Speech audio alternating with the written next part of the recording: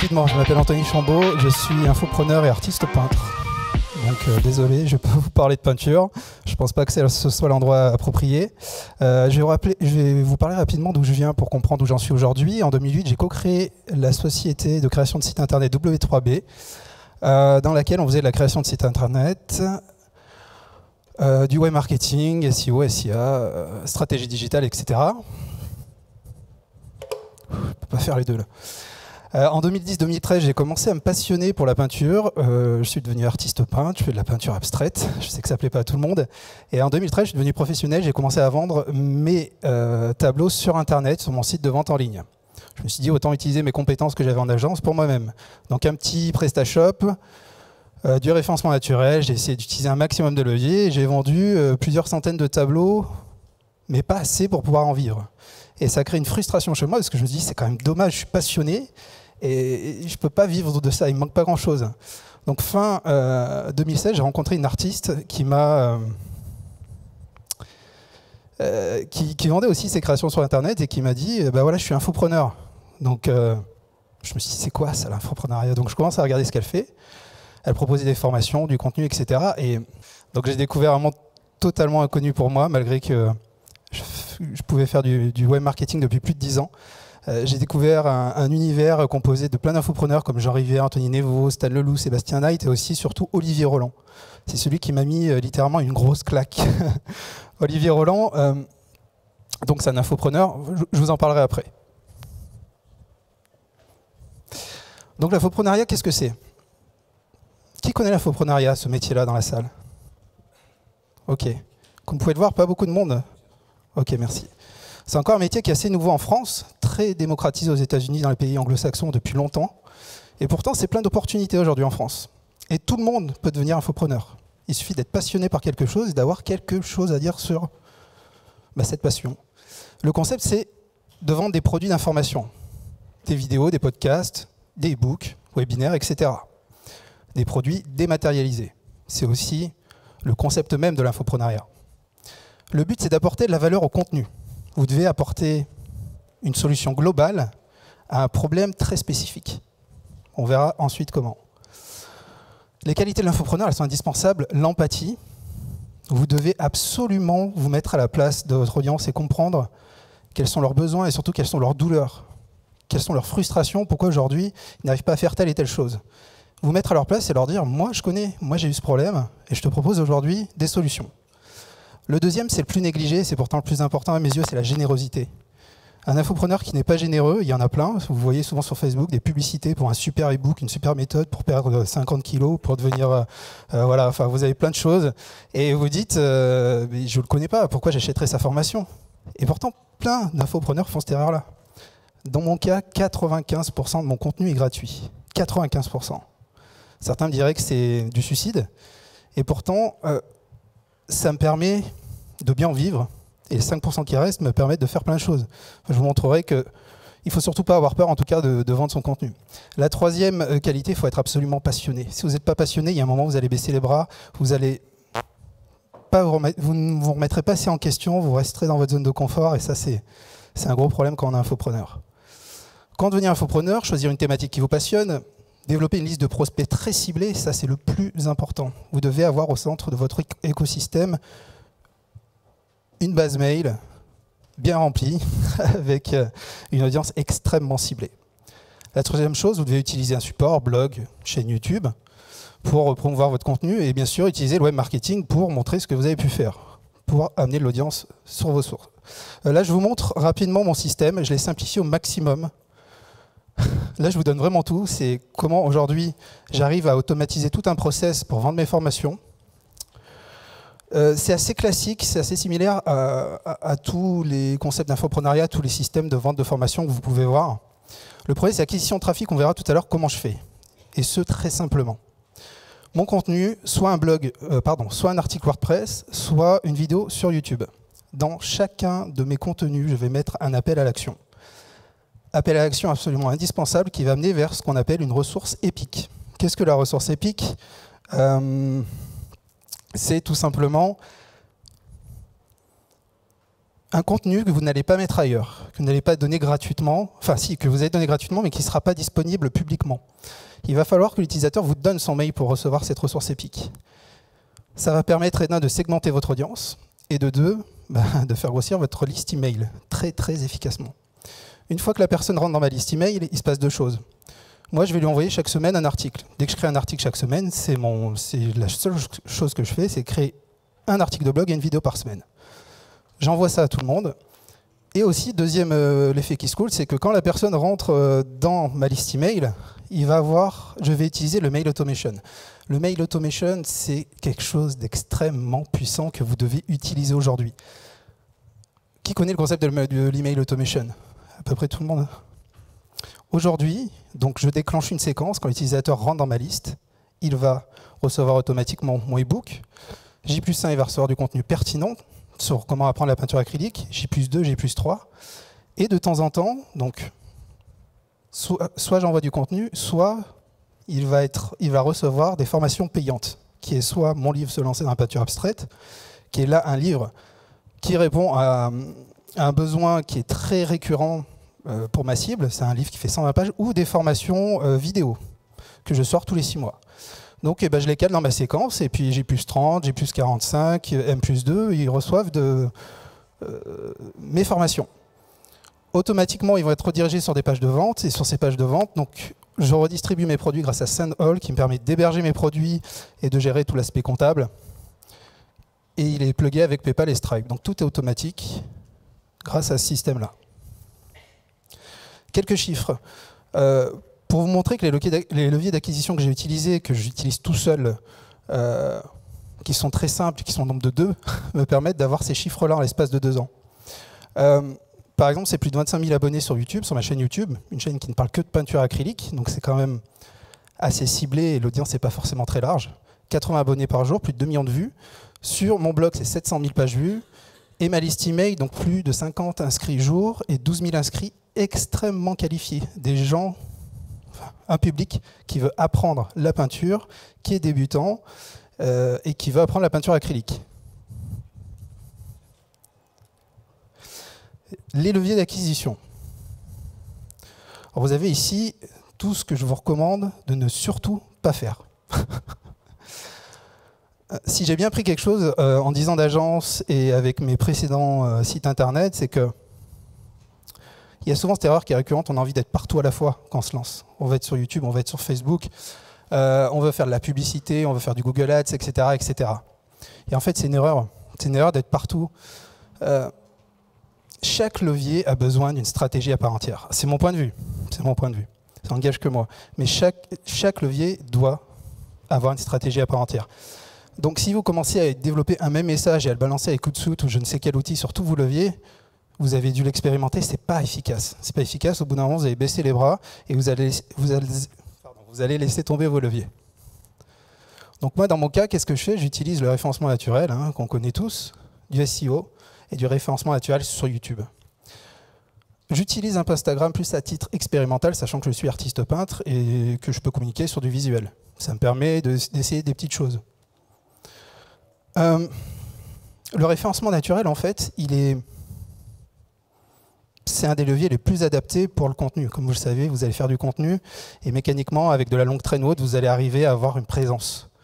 Au début, c'est dur. C'est très dur. Mais si vous arrivez à créer le bon contenu, c'est l'erreur la plus récurrente, le bon contenu, vous pouvez faire beaucoup de choses. Moi, mon process, chaque semaine, je vais rechercher une thématique à potentiel. On verra ensuite comment. Recherche d'une thématique à potentiel, c'est-à-dire qui correspond à ma cible, sur laquelle j'ai une légitimité, sur laquelle je peux communiquer, et qui va bien sûr me ramener du trafic. Donc je crée un article et une vidéo. Par exemple, ici, en l'occurrence, l'exemple, c'est peinture acrylique, 13 erreurs à absolument éviter. Donc j'écris, je vais faire mon article et ma vidéo.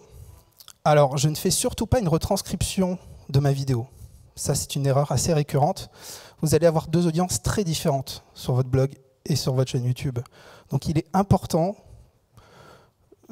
d'utiliser la même thématique, mais de soigner les deux. C'est-à-dire, faites un vrai article de fond bien rédigé et une vraie vidéo à part entière. N'adaptez pas l'un avec l'autre. Par contre, effectivement, je vais essayer de croiser mes trafics. Je vais avoir des appels à l'action sur ma vidéo qui vont rediriger vers mon blog. vers mon article et je vais faire un embed et je vais intégrer ma vidéo forcément sur mes différents articles. Alors, il n'y a pas encore aujourd'hui la preuve qu'il y a une réelle corrélation entre YouTube et Google et les résultats naturels en SEO. Si par exemple vous envoyez des signaux, des liens vers votre vidéo venant d'un blog, personne n'a réussi à prouver, et apparemment ça ne fonctionnerait pas, que ces liens vont changer le positionnement de votre vidéo sur YouTube. Dans l'autre sens, c'est la même chose. Sur YouTube, les différents liens que vous allez mettre, on va voir qu'il y a plein de possibilités pour le faire, mais c'est du nofollow. Ça reste un lien, ça envoie du trafic, mais en termes de vues ou autre, il n'y aurait rien. Par contre, pour la recherche universelle, il y a plein d'opportunités. Si par exemple vous tapez mélange peinture, on voit clairement ce qui se passe, c'est que la recherche universelle va vous permettre d'aller beaucoup plus loin et de montrer des résultats naturels de sites internet, des vidéos, des cartes, etc., des images. Moi, en l'occurrence, l'intention de la mélange de peinture, c'est apprendre la peinture, donc Google juge pertinent de mettre des vidéos. C'est parfait, vidéo, je ressors en premier. J'ai fait une vidéo que j'ai optimisée. Pareil en résultat naturel, la page de mon blog va sortir. Je vous laisse imaginer le potentiel que ça peut vous donner, la place que vous pouvez arriver à prendre justement grâce à cette recherche universelle, en utilisant uniquement ces deux leviers-là.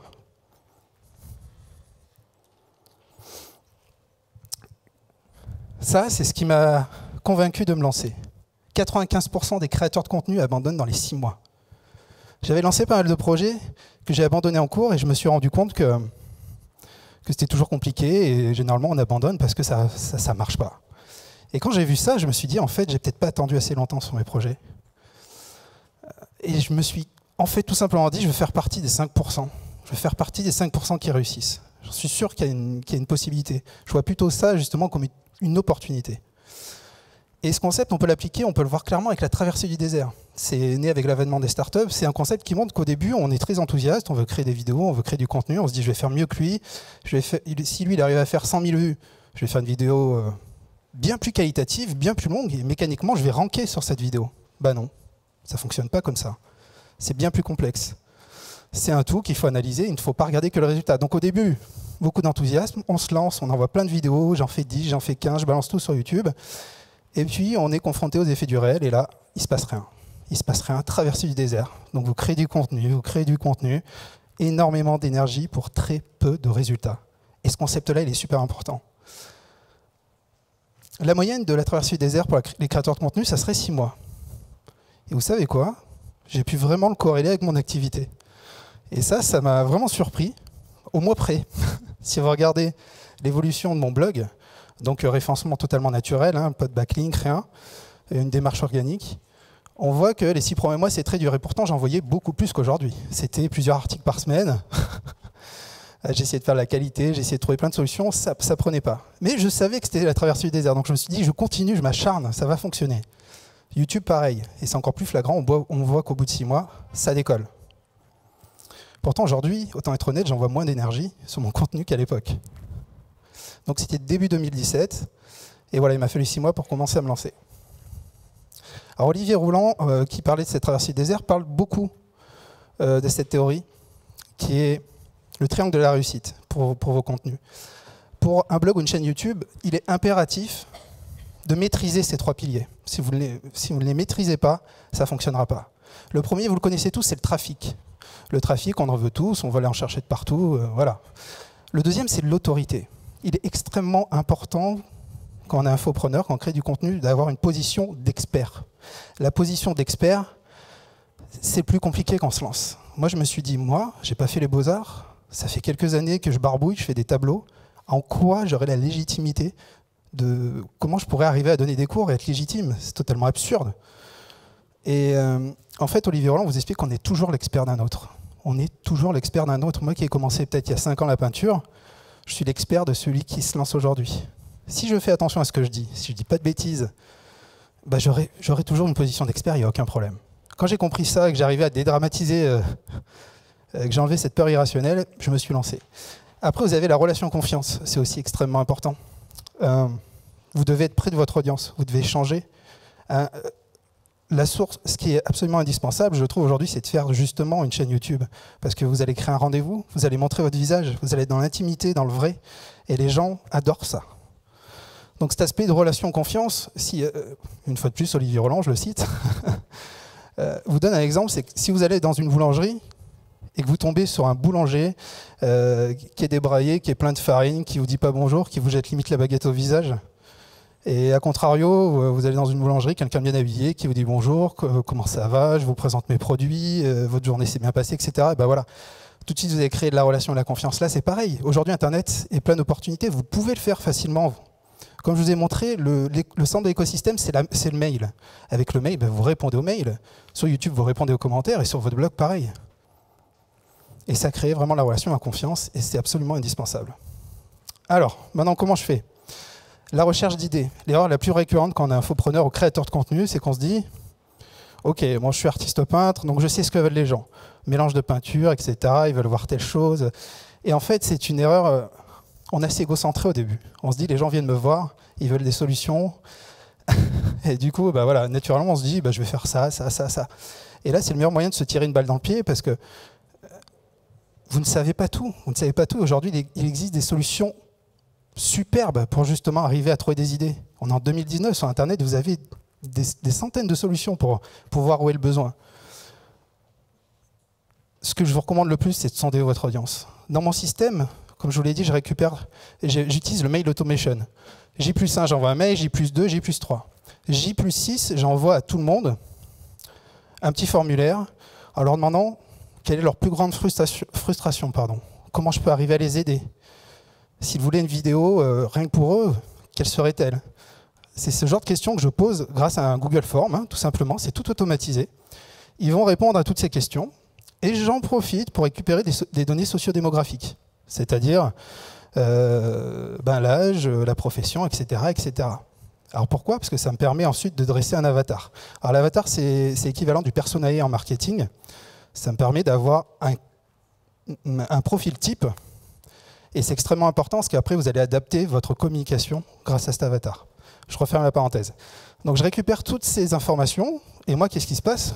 Eh ben, je récupère un fichier automatiquement, je mets des fois le nez dedans, avec toutes les frustrations, tous les besoins de mon audience. Quand je vois qu'il y a de la récurrence, par exemple 30 fois sur le mélange de peinture, ben, je sais qu'il y a un besoin au niveau de mélange de peinture. Donc, ça me montre le vrai besoin. Aujourd'hui, j'ai des fichiers comme ça avec des milliers de lignes, j'ai plus qu'à les piocher dedans. Et c'est mon audience qui l'a fait. Ensuite, je récupère quelques sujets rapidement, je les envoie sur Google Keep et ça me fait une pile de sujets à traiter. Voilà, ça se fait tout seul. Une autre approche, plutôt que de regarder organiquement à l'ancienne sur Google ou autre, ce que j'aime bien, c'est l'approche sémantique. Je ne dis pas ça parce que parce qu'Anthony est mon ami, qui gère SEO Quantum. Mais l'approche sémantique est assez intéressante et je retrouve beaucoup de pertinence quand on voit les résultats. Moi, j'utilise que la fonctionnalité Cocon, en fait. Après, sur l'outil, je vous avoue que j'ai encore du mal à tout comprendre parce que moi, j'aime les choses simples. Et en fait, simple, dans le sens où, voilà, moi, j'utilise uniquement cette fonctionnalité. Je pars, par exemple, de courte peinture, de cette requête-là. Il va me proposer plein de choses. J'ai sélectionné courte peinture acrylique et abstraite, je clique dessus. Et je vais avoir un niveau 3 avec plein de propositions. Et ces propositions sont vraiment pertinentes. J'ai secret de la peinture abstraite, démonstration de peinture abstraite, c'est ce que veulent les gens. Ils veulent tout le temps des vidéos de démonstration. Peinture abstraite acrylique au couteau, c'est ce qui est le plus recherché, la technique du couteau. Donc voilà, et comme ça, j'ai plein d'idées. Il me suffit aussi de les récupérer. Et puis ça me fait des sujets. Pour le côté YouTube, vous devez absolument utiliser TubeBuddy ou vidIQ.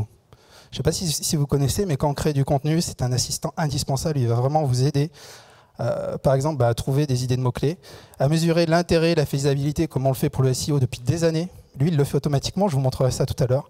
Pour la recherche d'idées, il est très puissant. Vous pouvez partir d'un mot-clé et il va mécaniquement vous donner plein d'autres possibilités, plein d'autres idées. Et il va aussi vous assister sur plein de choses, donc c'est vraiment c'est un vrai couteau suisse, TubeBuddy, je vous le recommande. Après, des choses que vous connaissez, plus classiques, l'autocomplétion. Vous commencez à taper une requête, vous avez le complément, ça marche sur YouTube, ça marche sur Google, voilà. Alors le choix des mots-clés, moi je suis de la vieille école pour Google. Depuis 2009, Voilà, j'ai mon livre Réussir son référencement web d'Olivier Andrieux tout le temps. Et du coup, je reste sur des calculs simples. Je vais mesurer l'intérêt sur Ubersuggest. Je vais taper mon mot-clé, le mot-clé que j'ai envie de cibler. Je vais regarder quel est le volume de recherche. Je prends si le volume de recherche est intéressant, je vais mesurer la faisabilité. Faisabilité, je pense que vous connaissez déjà. Je tape mon mot-clé avec et sans crochet. Je regarde les volumes, le nombre de résultats. J'en tire des conclusions. Et je regarde aussi surtout l'acharnement concurrentiel. Qu'est-ce qui se passe dans la SERP sur la première page, dans le triangle d'or et si dans le triangle d'or, effectivement, j'ai des gros mastodontes devant moi ou autre, je vais revoir mes ambitions à la baisse. Mais voilà, j'utilise des méthodes très simples. Je suis vraiment de l'ancienne école. Pour YouTube, ça c'est génial. C'est ce qui a fait beaucoup de différence sur mes vidéos et c'est ce qui m'amène beaucoup de trafic et d'abonnés. Avant de me jeter dans les mots-clés, justement, je vais faire le même travail mais avec TubeBuddy, le Keyword Explorer de TubeBuddy. Il doit faire exactement la même chose que ce que je vous ai montré avant sur Google, sauf qu'ici, lui, il vous fait tout. Il vous montre le volume de recherche, la compétition et aussi, justement, l'acharnement concurrentiel. Et le plus important, enfin je trouve ça très important, c'est qu'il va pondérer en fonction de votre chaîne. On voit en gros que j'ai la pondération. Il connaît ma chaîne, donc il connaît mes tags, il connaît ma notoriété, etc. Et il va être capable de calculer, savoir si je vais avoir l'opportunité avec ma chaîne de me positionner. Donc j'essaie plein de choses. Si je vois que la note est trop compliquée et que je suis dans le rouge, je vais automatiquement prendre un mot-clé, pas de longue traîne, mais un peu moins concurrentiel, et puis voilà, j'adapte. Souci de police. Les contraintes. Alors là, je reviens sur le blog WordPress. Les contraintes techniques. Qu'est-ce que je fais? Comme je vous ai dit, j'ai ma chaîne YouTube, mon blog WordPress. WordPress, effectivement, il est super quand on est blogueur parce que vous allez vite. Vous avez un environnement qui est fait justement pour les rédacteurs, pour les blogueurs, c'est parfait. Après, au niveau, c'est pas encore très SEO friendly, même s'il y a eu des efforts de fait. Donc moi, vu que je vous ai dit, je ramène tout au plus simple à chaque fois. Il faut que je sois efficient, il faut que je puisse vite, chaque semaine, faire mon article. J'ai pas envie de cliquer sur 1000 liens pour faire quelque chose. Donc, déjà, choisir un thème SEO friendly. Je vous ai mis à droite une liste très pertinente, mise à jour en 2019, de 30 thèmes WordPress, gratuits et payants. Vous avez un peu de tout. Ça vous évite de tout refaire votre WordPress. Qu'est-ce qu'un terme SEO friendly? Un thème qui va être rapide en termes de temps de chargement, des liens qui ne pénalisent pas, une structure propre avec votre nom d'article en H1 et après tout vos chaînes aussi propres. Enfin voilà, quelque chose qui est fait pour le SEO. Il faudra quelques extensions. Moi j'utilise All-in-One SEO qui est l'équivalent de Yoast SEO que vous devez tous connaître, qui me permet de gérer proprement mes titles, mes méta, mes sitemaps, etc., etc. W3 Total Cache va me permettre d'utiliser un système de cache sur mon site internet. Quand votre blog commence à devenir lourd, c'est absolument indispensable pour compresser le temps de chargement, un peu pour que ça aille plus vite. Celui-là est très complet. C'est celui qui, pour moi, a été le plus efficace parce que des fois, vous avez des incompatibilités entre les extensions dès que vous mettez du cache, donc il faut faire attention à ça. Et celui-là, il est génial. Vous pouvez même utiliser des systèmes varnish ou autres, c'est très puissant. A3 Lazy Load, qui me permet de séquencer le chargement de mes médias type grosse image, iframe ou autres sur mes articles, tout en n'empêchant pas l'indexation de mes contenus par les robots de Google, enfin des moteurs de recherche. Et le dernier, WP Smudge, qui va tout simplement compresser toutes mes images. Je ne veux pas avoir géré mes images. Si j'envoie une grande image, je veux qu'il me la compresse, qu'il y ait un ratio poids-format qui soit parfait pour mon utilisateur et pour Google. Alors là, j'irai vite, vous connaissez tout ça, mais je vais vous montrer moi, ma démarche au niveau du SEO. Optimisation du contenu. Je vais faire très attention à l'optimisation du contenu, mais je garde quand même une démarche naturelle. Moi, ma priorité, c'est de satisfaire mon utilisateur. Je suis persuadé que si j'arrive à satisfaire mon utilisateur, que le référencement suivra. Donc title, métadescription, titre hiérarchique, avec bien sûr les mots-clés à potentiel que j'aurais choisis, paragraphe, image, etc. Le maillage interne, quand on est infopreneur, quand on est créateur de contenu, c'est de l'or. Il faut absolument mailler tous vos articles. Si je fais un article sur les couleurs complémentaires, je vais forcément envoyer un lien vers ma page qui parle de mélange de peinture. C'est ce qui me permet aujourd'hui de ranker sur des mots-clés assez concurrentiels. Et pourtant, dans mon cas, je ne fais pas de off-site. Aujourd'hui, je n'en ai pas besoin. Peut-être que c'est finalement pas très concurrentiel. Ma branche n'est pas très concurrentielle. Pourtant, il y a quand même du monde. Mais le contenu, Le maillage me suffit largement. Si un jour j'ai besoin d'appuyer, j'appuierai, je ferai de l'off-site. Mais honnêtement, pour moi, et heureusement que Paul Sanchez est en conférence en ce moment, sinon il m'aurait jeté quelque chose au visage, je ne supporte plus l'off-site, le fait d'aller quémander des liens à droite, à gauche, de monter des PBN de sites ou autre. Je trouve que c'est pas réglo, c'est fatigant, c'est frustrant. Enfin voilà, je suis bien content d'avoir occulté toute cette partie-là. Alors ensuite, YouTube. Alors, je vais vous donner mes plus grandes astuces sur YouTube pour arriver à gagner en abonnés et en vues. Aujourd'hui, au niveau de l'algorithme de YouTube, ça a beaucoup bougé. À l'époque, on regardait uniquement le taux de clic. Le taux de clic et le nombre de vues qu'il y avait sur une vidéo. Bien sûr, ce n'était pas pertinent. Donc, ils ont après développé une nouvelle version dans laquelle on regardait le pourcentage moyen de vidéos regardées. C'est-à-dire que, comme on le voit en haut à droite, si ma vidéo a été regardée, je sais pas, à plus de 50%, bah, ça sous-entendait que c'était pas mal. Si j'avais par contre 80%, c'est parfait. Qu'est-ce qu'ont fait les youtubeurs? Ils sont mis à faire des vidéos extrêmement courtes pour que les gens n'aient pas le temps de partir et pour pouvoir ranker très facilement. Donc YouTube s'est dit, ok, c'est absurde, on va évoluer. Donc aujourd'hui, on en est où? Aujourd'hui, on a un mélange du watch time d'une vidéo. Ça va être le temps passé sur une vidéo, enfin le temps consulté d'une vidéo, tout utilisateur confondu. Donc si votre vidéo a été vue 10 fois et qu'elle fait 6 minutes, vous avez 60 minutes de watch time. Le deuxième critère très important, c'est watch time total de la chaîne. On va prendre toutes les vidéos et on multiplie par le watch time d'une vidéo. Là, ça pénalise un peu ceux qui ont des chaînes nouvelles, mais pour l'instant, ça fonctionne comme ça. Ceux qui sont là depuis longtemps, qui ont de la vidéo et qui ont des vidéos longues, s'en sortiront forcément mieux. Et le temps de session, le temps de session, c'est assez nouveau chez YouTube, mais ça permet de faire des choses extraordinaires. Et c'est plein de bon sens. Le temps de session, vous allez voir que c'est très simple. YouTube va analyser ce qui se passe sur votre chaîne. Un utilisateur arrive sur une chaîne, il regarde une vidéo A. Il reste sur votre chaîne, il va regarder une vidéo B, une vidéo C, une vidéo D. YouTube va analyser ce cheminement, va regarder combien de temps il est resté globalement sur votre chaîne et surtout ce qu'il a fait, like, commentaires, etc. Plus vous allez arriver à pousser vos utilisateurs à faire ça, plus vos vidéos vont décoller. Vraiment. Et finalement, c'est tout à fait logique. Ça sous-entend que si l'utilisateur se bat sur votre chaîne et qu'il fait plein de choses, c'est que le contenu lui plaît. Donc YouTube vous récompense. Un cas justement assez intéressant sur une de mes vidéos, j'ai fait une vidéo longue. En fait, les courtes peintures d'habitude, c'est ce que je vends. C'est pas le format que je mets sur ma chaîne YouTube. Ça fait partie de mes infoproduits, mais pour mes 10 000 abonnés, je me suis dit je vais faire un petit cours rapide que je vais leur donner de 50 minutes. Cette vidéo-là, elle n'a pas forcément plus performé que les autres en tant que taux de clic, like, commentaires. C'était vraiment les datas habituelles. Et pourtant, quand je suis arrivé, donc elle faisait à peu près 200, 300 vidéos vues jour, quand je suis arrivé à 400 000 minutes visionnées sur cette vidéo, et c'est la seule chose que j'ai pu mesurer, enfin qui était différent du reste, ma vidéo a complètement décollé. Donc là, je me dis, qu'est-ce qui se passe? Je suis allé voir donc, dans les analytics de YouTube, et là, j'ai vu qu'en fait, YouTube avait ouvert littéralement les vannes et avait projeté plus de 90% de mon contenu dans les vidéos suggérées, c'est-à-dire les colonnes de droite. Voilà, plein d'endroits que vous avez sur YouTube qui sont sur d'autres chaînes, en fait. Donc, cadeau de YouTube, voilà. Et ça continuait comme ça continue, et j'ai eu ce phénomène-là sur 2 vidéos. Donc, si j'ai bien un conseil à vous donner, c'est faites des vidéos longues. Faites des vidéos longues, par contre, il faut arriver à les garder dessus. Donc il y a la technique du restez bien jusqu'à la fin, je vais vous montrer quelque chose d'extraordinaire, il y en a qui font ça. Ou alors voilà, après vous faites du contenu. Moi en l'occurrence, je sais que les utilisateurs restent parce que du début à la fin, il y a de la donnée, que ce soit sur la réflexion de tableau, la création, les finitions, le vernis, etc.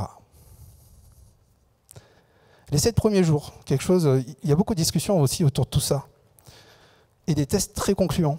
C'est-à-dire que quand vous sortez une vidéo, vous devez impérativement, tout de suite, même dès le premier jour, montrer à YouTube qu'il se passe quelque chose sur votre vidéo. Quand on est infopreneur, on a une liste mail. Donc, moi, je fais mon petit mail, j'envoie à mes 11 000 abonnés le mail en disant « j'ai une nouvelle vidéo ». Donc, gros pic de visite. YouTube se dit « ah, il se passe quelque chose ». Autre chose, un moyen de le faire, c'est planifier avec pertinence vos vidéos. Déjà, vous pouvez faire 10 vidéos en une semaine si vous le souhaitez, mais jamais les balancer en même temps, c'est stupide. Une fois par semaine par exemple, mais aussi aller mesurer le jour et l'heure où il faut le faire. On peut le faire très facilement avec YouTube. Donc on regarde où est le pic d'affluence, à quel moment j'ai le plus de visiteurs, et je vais adapter l'heure de diffusion en fonction de ces données-là. Les miniatures personnalisées. On vous en a parlé 100 fois, mais c'est ce qui fait toute la différence. YouTube, par défaut, qu'est-ce qu'il fait? Il va prendre, vous allez uploader une vidéo et il va prendre une image aléatoire dans votre contenu, à la 5e, à la 10e, à n'importe quelle minute. Et du coup, on se retrouve avec des captures. Vous êtes les yeux fermés en train de parler, bouche ouverte, bras levés, des choses incohérentes. Ici, je tape mélange peinture acrylique, enfin mélange peinture. La première vidéo est la mienne, et après, vous avez des concurrents, entre autres. Pensez-vous vraiment que sur la 2e, 3e et 4e vidéo, si on enlève les titres, on comprend de quoi ça traite? La 2e peut-être, mais les autres, non. Alors que moi, sur la mienne, qu'est-ce que j'ai fait? Je montre que je suis au couteau en train de prendre 3 couleurs primaires, de les mélanger pour faire des mélanges. Je rajoute un cercle chromatique pour l'effet un peu visuel avec des couleurs bien acidulées. Et bien sûr, je remets le titre dans la miniature. C'est absolument indispensable. C'est ce qui fait toute la différence. Là, honnêtement, l'œil, il va tout de suite aller chercher la première vignette. Donc, vous explosez votre taux de clic et c'est une des meilleures pratiques à faire. Voilà. Au niveau des méta, bon, je vais aller vite. Petite description, tag. On a fait une sélection de mots-clés avec TubeBuddy. À vous maintenant de les mettre, comme pour du SEO, bien à gauche dans votre titre. Le titre, c'est ce qu'on va le plus soigner. Il faut qu'il y ait de la pertinence à la fois pour votre audience et pour YouTube, pour arriver à ranker. Au niveau de la description, c'est pareil. Ne faites pas ce que font 90% des YouTubeurs. Un lien d'abonnement vers une chaîne, un lien vers une autre vidéo, et c'est tout. On vous donne de l'espace pour pouvoir mettre du texte. Même si YouTube analyse le texte des vidéos aujourd'hui et est capable de le transcrire, il va regarder votre description, et remettez vos mots-clés. Ça vous fera un avantage concurrentiel, c'est certain. Et aujourd'hui, les tags qu'on avait à l'époque avec les méta-keywords pour le SEO, et aujourd'hui, ils sont encore extrêmement pertinents pour le référencement sur YouTube. TubeBuddy vous permet par exemple de les classer, limite, vous voulez faire pour vous. Vous donnez votre mot-clé principal, et il va vous donner plein de possibilités. Et vous aurez juste à choisir, à cliquer, et c'est fait. Le maillage de vidéo. Tout à l'heure, je vous ai parlé du temps de session. Le meilleur moyen d'exploser votre temps de session, de le maximiser et d'arriver à ranker, c'est de mailler vos vidéos comme on le ferait sur un site, en faisant des liens hypertextes entre les pages. Vous avez 3 façons de le faire sur YouTube. Un lien directement, bon là c'est un lien d'article, mais vous pouvez faire un lien de vidéo dans la description.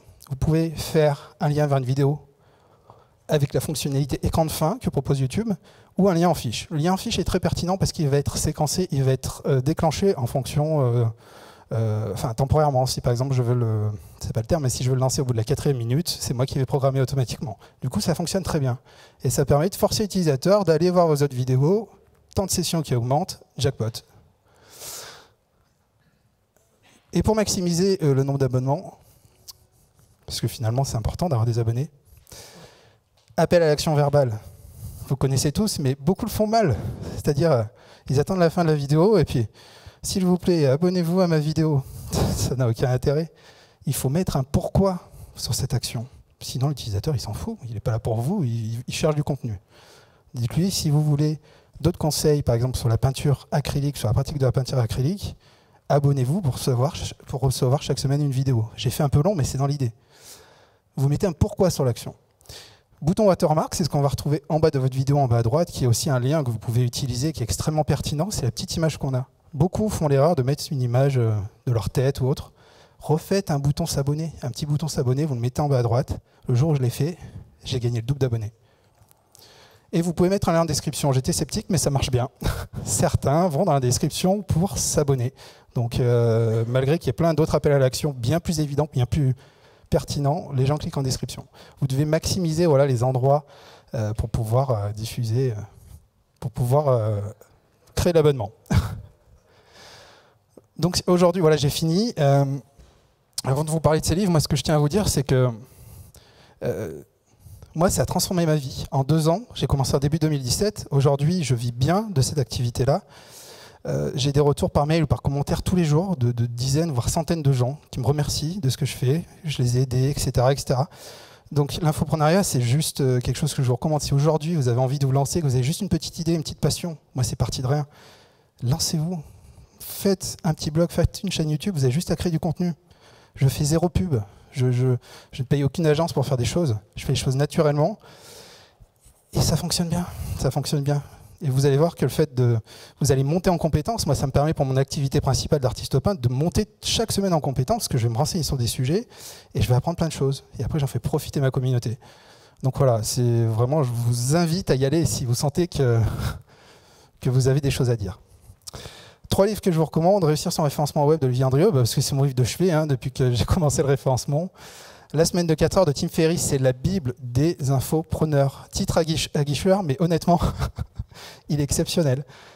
Tim Ferriss vous montre comment aujourd'hui, justement, il a développé des astuces, comment on peut automatiser plein de choses, que ce soit dans un business ou que ce soit dans votre vie de tous les jours, le fait de ne pas consulter tout le temps ses mails, etc., etc. Il vous montre comment aussi déléguer, il vous explique plein de choses. C'est la Bible des infopreneurs, vraiment.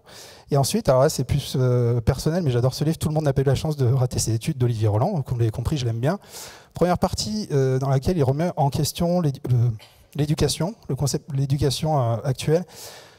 Et deuxième partie qui est sur l'infoprenariat, comment il a créé ses systèmes, des choses que je vous ai montrées aujourd'hui, comment il crée sa mailing list, comment il arrive à vivre de son contenu, etc., etc.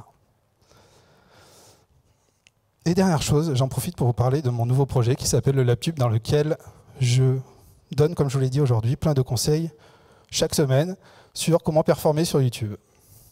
Voilà.